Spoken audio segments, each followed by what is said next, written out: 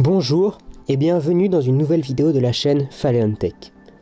Alors, hier, le 20 août, Nvidia a tenu une conférence à la Gamescom. Lors de cette conférence, ils ont annoncé une technologie et 3 cartes graphiques. La technologie s'appelle le Ray Tracing et sont disponibles sur les 3 nouvelles cartes graphiques, les RTX. Donc le RTX signifie Ray Tracing. Et le iX est juste là pour faire joli en fait. Et pour le marketing. Vous devez sans doute vous demander, mais qu'est-ce que ce fameux Ray Tracing? Eh bien, c'est une nouvelle façon de calculer les lumières et les ombres. Enfin, quand je dis nouvelle, tout est relatif parce que la méthode de calcul qui a été mise au point est quand même assez vieille. Le Ray Tracing est quand même assez présent dans tout ce qui est l'audio, enfin le visuel, par exemple dans les films d'animation, les films où ils font appel à de la 3D, ou vous pouvez aussi les trouver par exemple dans les jeux, dans les bandes annonces. Enfin, quand je dis les jeux, je dis pas le jeu en lui-même, mais plus les cinématiques. Mais par exemple, dans les jeux, ce que vous voyez n'est pas directement calculé par la carte graphique, mais c'est plus comme une vidéo en fait, qui a déjà été tournée sur un PC beaucoup plus puissant. Avec les pré-rendus, en temps normal, les images sont faites une par une. Il faut savoir qu'à l'origine, avec les premières versions du Ray Tracing, il fallait 1h30 pour faire une seule image. Donc ça vous montre la difficulté des calculs à faire et les performances qu'il faut. Et bien aujourd'hui, avec des super ordinateurs, il est possible de faire ce fameux procédé en temps réel. En clair, ce que vous voyez est directement calculé par le PC. Bon là, je vous montre une démo technologique de ce fameux Ray Tracing en temps réel.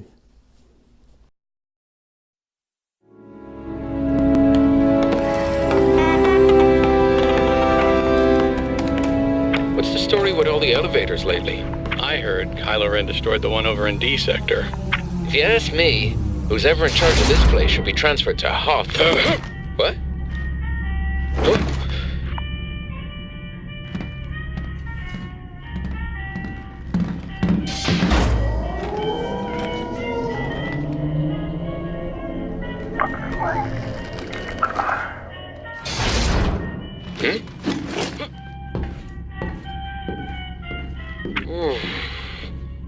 You think she heard us? Yeah, I think she heard us. At least we blend in for once.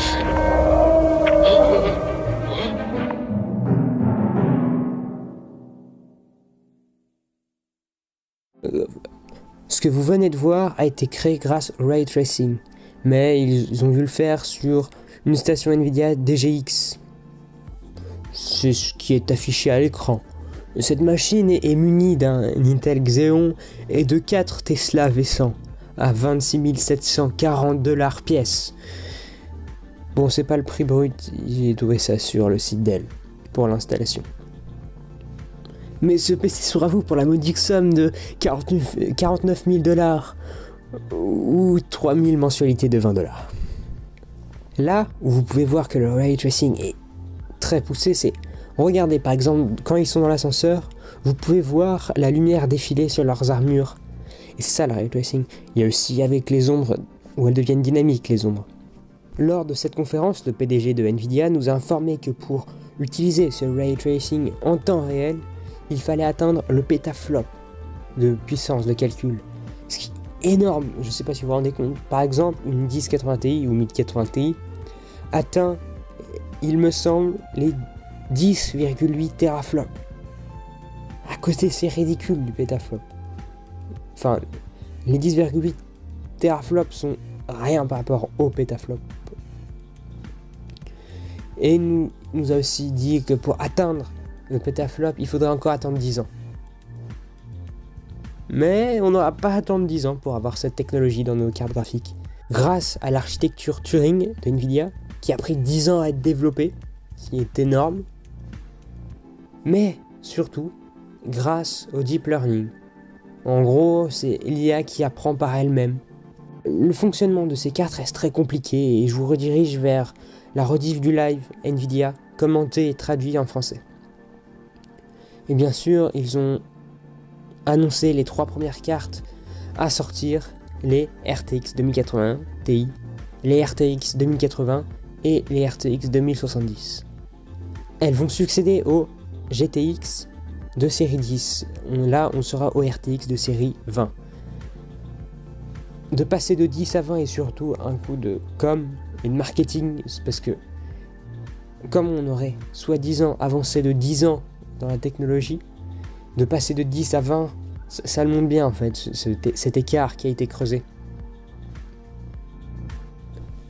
Pour vous donner un ordre d'idée, la RTX 2080 Ti a subi une augmentation de 600% des perfs par rapport à la 1080 Ti. En gros 6 fois plus puissante. Et elles peuvent aussi faire le Ray Tracing en temps réel. Elles peuvent aussi gérer de l'affichage en 4K 78 FPS sur des jeux. Là où la 1080 Ti s'arrêtait plus ou moins à du 4K 30 FPS. Et il faut aussi savoir qu'une RTX 2080 est plus performante avec ce Ray Tracing dans les rendus en temps réel que la Tesla V100. Et le prix de lancement de cette gamme de cartes graphiques, les RTX, est quasiment similaire à celle des GTX de série 10 quand elles sont sorties. Enfin, elles sont peut-être un peu plus élevées. Cette annonce est une vraie révolution dans le domaine du jeu vidéo et du rendu en temps réel. Ces cartes ont l'air vraiment exceptionnelles et je les attends avec impatience. Et elles ont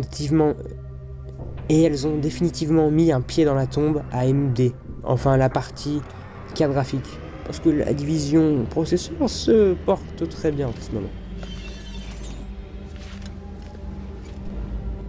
Cette vidéo est terminée et n'hésitez pas à donner votre avis, que ce soit en pouce bleu, pouce rouge ou en commentaire.